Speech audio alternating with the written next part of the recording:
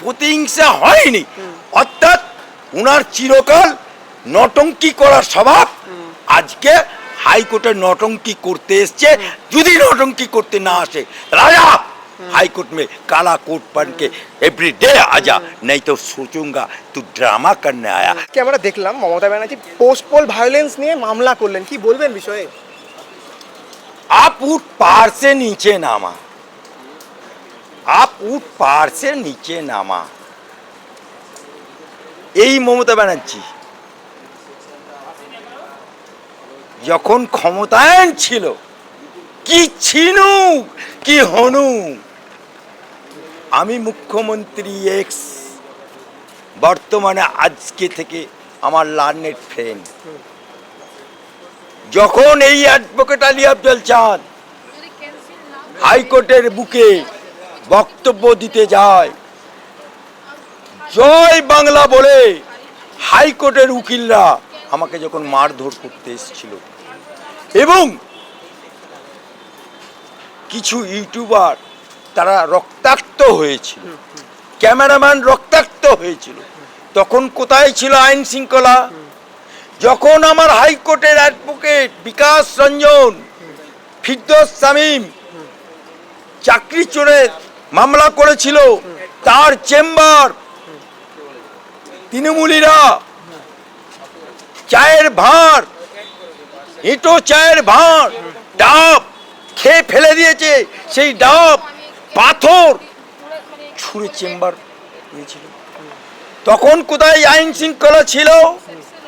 যখন তুমি ক্ষমতায়ন হলে 2021 সালে হাজার হাজার মানুষ বিরোধী পক্ষ ঘর ছাড়া হলো, বাংলায় থাকতে পারলো না, পাশের রাজ্য উড়িষ্যাতে চলে যেতে হলো, তখন কোথায় ছিল আইন শৃঙ্খলা? যখন বকটুয়ে বীরভূমের বুকে 12টা ছেলে মেয়ে নিয়ে পরিবার, পুরো বিল্ডিংটাকে বাড়িটাকে আগুন জ্বালিয়ে দেওয়া হলো, পুলিশ দূরে দাঁড়িয়ে থাকতে হলো, কোথায় তোমার আইন শৃঙ্খলা ছিল? আজকে আমার বাড়ি যখন ভাঙচুর করলো তৃণমূলীরা, তখন কোথায় আইন শৃঙ্খলা ছিল? আজকে যখন 26,000 চাকরি চলে গেল, তারা চিৎকার করে রাস্তায় বসেছিল, তখন তোমার কোথায় ছিল? হ্যাঁ, আজকে জুম্মা 8 দিন হয়নি, সিপ 8 দিনও হয়নি, তাতেই তোমার খাটিয়া খাড়া হয়ে যাচ্ছে। এটা টেলার হচ্ছে মমতা বাবু, পিকচার আবি বাকি হ্যায়। প্রতিহিংসা হয়নি, অর্থাৎ উনার চিরকাল নটঙ্কি করার স্বভাব। আজকে হাইকোর্টে নটঙ্কি করতে এসছে, যদি নটঙ্কি করতে না আসে রাজা हाईकोर्ट में काला कोट पहन के एवरी डे आजा, नहीं तो सोचूंगा तू ड्रामा करने आया। लेकिन जब क्षमता में था, दोले रे दोले कपिल सिब्बलेर कोले दोले, কোথায় গেল তোমার কপিল সিব্বল? মনু সিংভি কোথায় গেল তোমার কল্যাণ ব্যানার্জি? সরকারি পয়সায় অনেক মস্তব করেছো।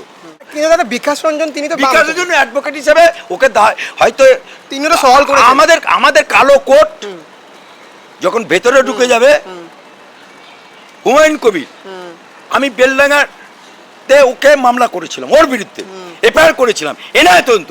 সেই হুমায়ুন কবির যখন ওকে তালাক দিল তৃণমূল, আমার কাছে এসেছিল, আমি ওর মামলা লড়েছি। কারণ আমাদের কালো কোটের ভেতরে জাত নেই, ধর্ম নেই, পার্টি নেই, কিচ্ছু নেই। जो पार्टी बोलेगा, जो कुछ बोलेगा, वो मूर्ख स्वर्ग में बात करता है। हमको कालो कोट का सबका लिए दर्जा खोला है। थैंक यू दादा।